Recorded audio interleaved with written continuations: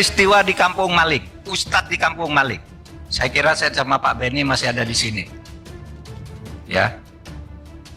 Kan saya tadi nyebut DPR, nggak nyebut saudara. Pada waktu itu, Jaksa Agung Abdurrahman Saleh dicecar habis-habis, ditanya seperti ini, dibilang, Bapak ini seperti Ustadz di Kampung Maling, Bapak baik, tapi di lingkungan Bapak jelek. Ya kan, ingat kan? Itu tanggal 17 Februari 2005. Berarti bukan di periode ini, Pak Mahfud? Bukan. Oh, bukan kewenangan saya. Ya, tapi lihat fenomenanya. Nanti saya tunjukkan. Alhamdulillah. Ya. Tahu-tahu apa enggak? Sidangnya Di periode ini ada enggak? Kenapa itu? Di periode ini ada enggak yang Markus anggota DPR? Saya tidak akan nyebut itu. Saya memberi contoh di DPR ada yang seperti itu. Enggak. Ada enggak, Pak? Enggak, saya tidak berhak, tidak wajib menjawab saudara. Kalau ada sih kita tidak lanjuti, Pak. Nanti saya beritahu saudara.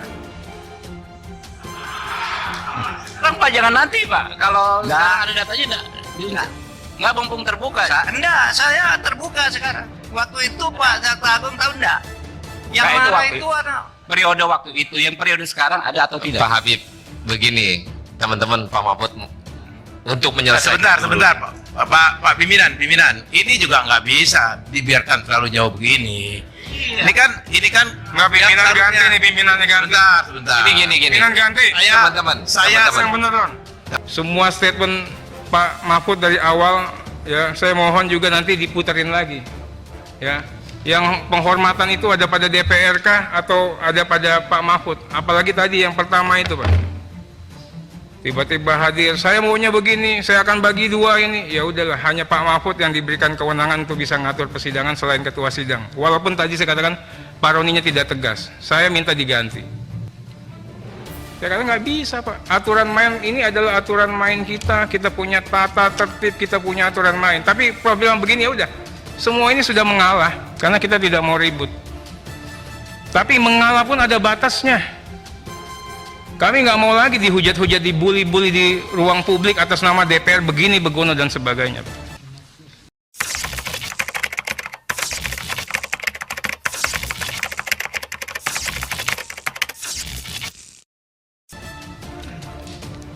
Kemudian kita bicara hukum lagi, Pak. Masalah LHA diekspos ke publik, itu kan hanya agregat. Pasal 11 ini baca, Pak. Nggak bicara agregat, kita bicaranya diksinya dokumen atau keterangan. Ya kan? Satu diksi kata pun nggak boleh keluar. Ini menurut tafsir hukum yang saya pelajari. Tapi saya tidak ngancem Ivan. Saya tidak ngancem Pak Mahfud. Saya hanya mengingatkan. Apa yang saya ingatkan, DPR ini tahu semua dosa-dosa orang, Pak. Tindak pidana pencucian uang beserta tindak pidana asalnya itu bisa diproses hukum sebagaimana seharusnya, tentu atas dasar prinsip-prinsip due process of law yang benar.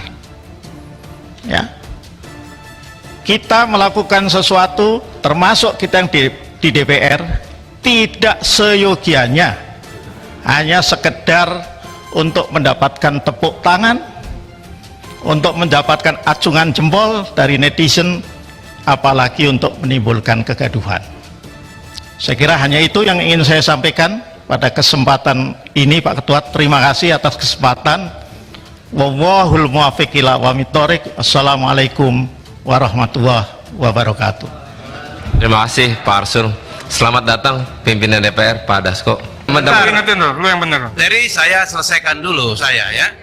Ya, seharusnya pada kesempatan pertama Pak Mahfud menjelaskan semua hal yang Pak Mahfud jelaskan di media terkait dengan 300 triliun itu.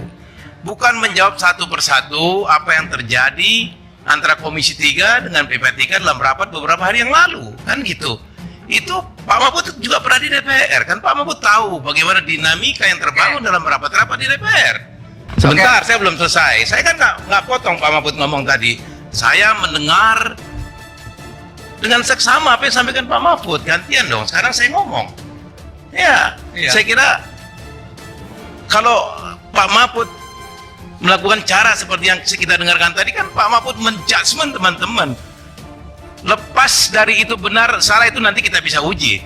Tetapi rapat kita hari ini bukan untuk itu. Rapat kita hari ini untuk mengklarifikasi kontroversial yang sudah terlanjur berkembang di masyarakat terkait dengan 300 triliun itu.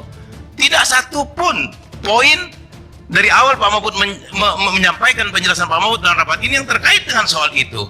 Satu-satu Pak Mahfud mengomentari jalannya rapat antara kami dengan PPATK, khususnya yang disampaikan oleh Terry, yang disampaikan oleh Saudara Arsul dan Saudara Beni. Ini kan jadi lari dari maksud dan tujuan rapat kita pada hari ini. Oke. Dan pimpinan juga punya kewenangan untuk menjaga lalu lintas rapat ini agar berlangsung sesuai dengan apa yang kita inginkan, gitu loh.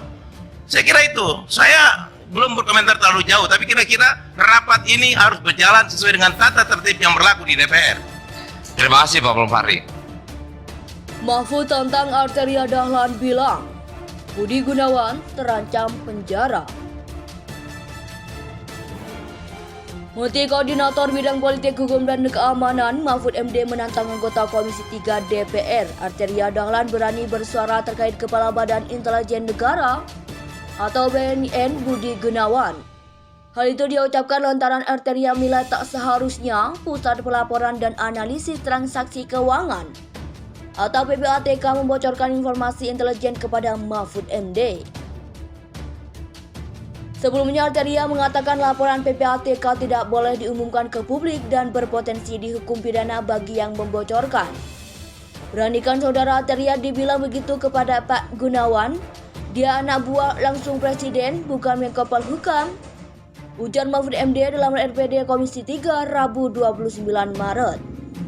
Menurut Mahfud MD, Budi Gunawan memberi laporan informasi intelijen kepada dirinya tiap minggu. Coba saudara bilang ke Pak Budi Gunawan. Pak Budi Gunawan menurut UU BIN bisa diancam 10 tahun penjara. Menurut pasal 44, Arteria berani enggak? Betulnya. Ia mengatakan hal tersebut persis seperti apa yang dilakukan PPATK kepada Menko Polhukam, yakni membeberkan informasi intelijen. Lah, ini BIN menyampaikan ke saya nih, enggak ke presiden. Ini bulan Maret ada nih, kok terus enggak boleh, gimana kata dia? Mahfud MD lantas mempertanyakan tugasnya sebagai Ketua Komite Nasional Pencegahan dan Pemberantasan TPPU jika tak diperbolehkan menerima informasi dari PPATK. Apa gunanya ada komite? Ini penting saudara, karena saya bekerja berdasarkan informasi intelijen. Apa dasarnya? Melapor ke ketua. Loh, saya ketua jadi dia boleh lapor dan saya boleh minta, ucapnya. Rapat dengan pendapat antara Mahfud MD bersama Komisi 3 DPR dilakukan dalam rangka membahas polemik transaksi keuangan jenggal